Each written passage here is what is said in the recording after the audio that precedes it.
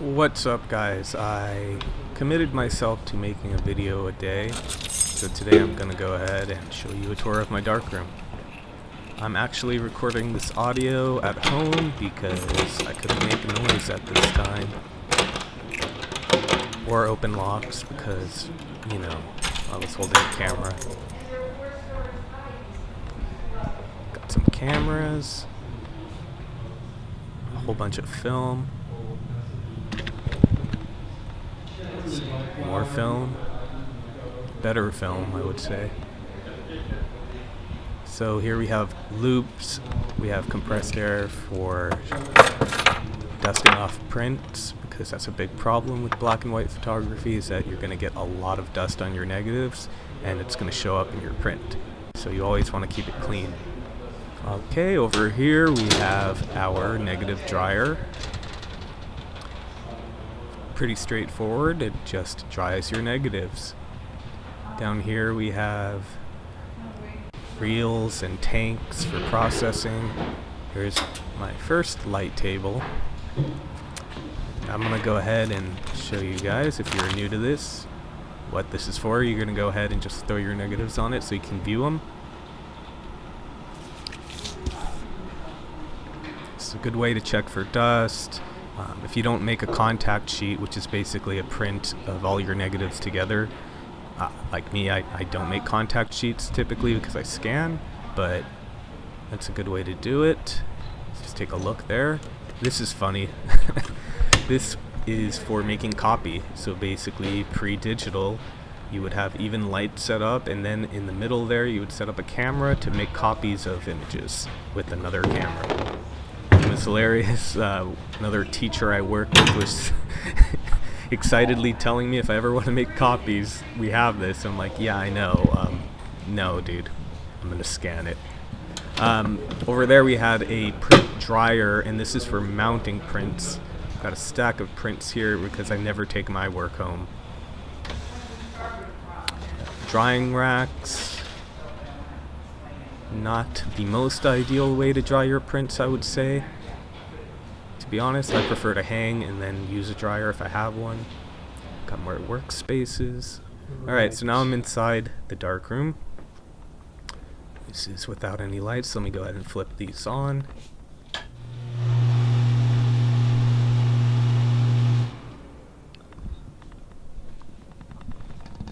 So this is going to be in reverse order as far as the process goes, because right here we have water, the washer actually, which is the last step you're going to use. A whole bunch of chemicals.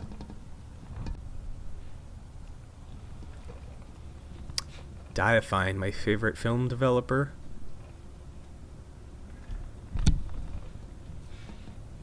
Okay. What the hell is this? Yeah, that's me saying what the hell is this, because I'm not familiar with what chemistry this is, and I'm not sure who mixed it. I don't know what that is. Okay, so we have developer, develops a print, developer. stop, Anyway. bap, and now I'm talking to myself. Turn more light on.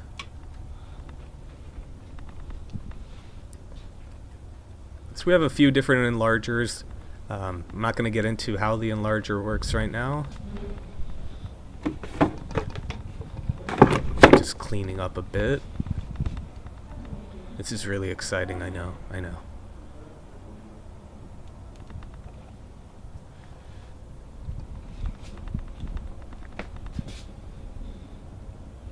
Gonna edit that out, that's for sure.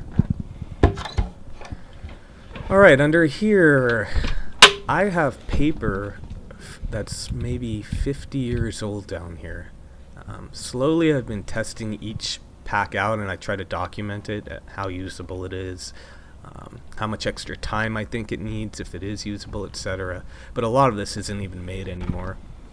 Here I just have a little bit fresher paper.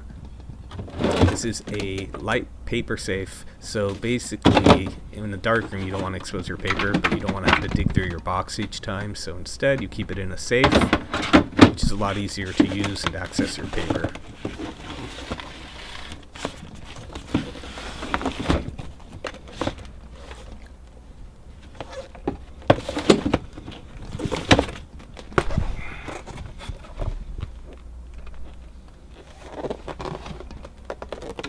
that's Arista paper, which is the house brand of freestyle photo, and I actually think it's fine.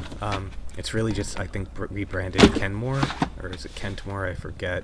I don't really use much of their products, but it's perfectly fine paper, and it's more affordable than buying Ilford or other brands.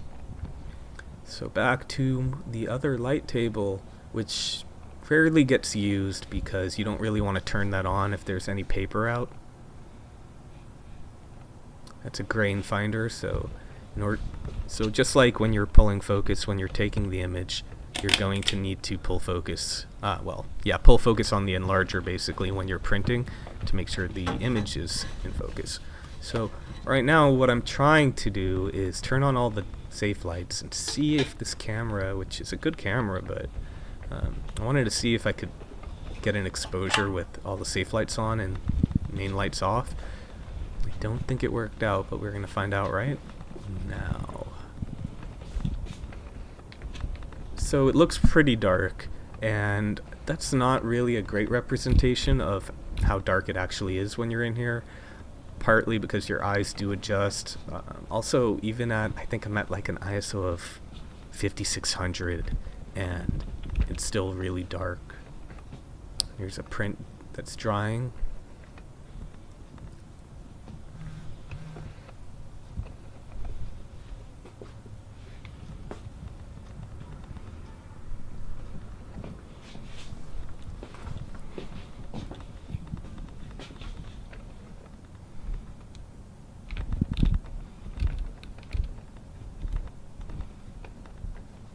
Alright.